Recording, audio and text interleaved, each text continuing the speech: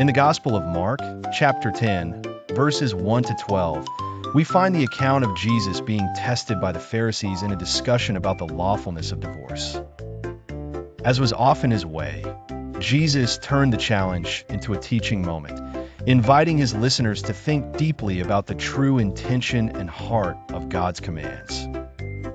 The scene begins with Jesus leaving the region of Galilee and heading into Judea, beyond the Jordan. Crowds gathered around him, as was common, and he taught them. The Pharisees approached with a question intended to trap him. Is it lawful for a man to divorce his wife? Jesus responded by asking them what Moses commanded. They replied that Moses permitted a man to write a certificate of divorce and send her away. However, Jesus pointed out that this was only because of the hardness of human hearts that Moses gave such a command, i.e., it was an allowance rather than an ideal. Then Jesus took them back to the very beginning, saying, "But from the beginning of creation, God made them male and female. For this reason a man shall leave his father and mother and be joined to his wife, and the two shall become one flesh. So they're no longer two, but one flesh.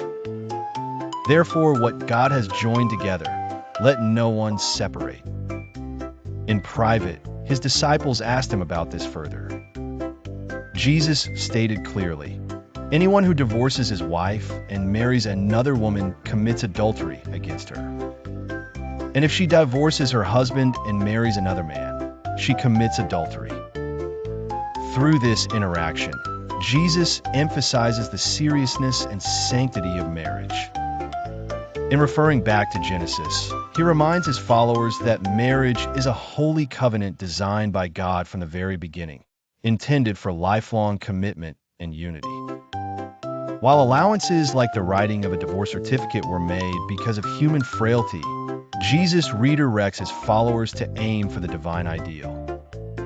The story conveys the teaching that marriage is a sacred bond meant to reflect God's enduring love and covenant with humanity, challenging believers to honor and preserve the unity of this covenant. Therefore, what God has joined together, let no one separate. May God give you and me a loving family and use love to accomplish each other. May the love of Christ Jesus warm you and me and our family.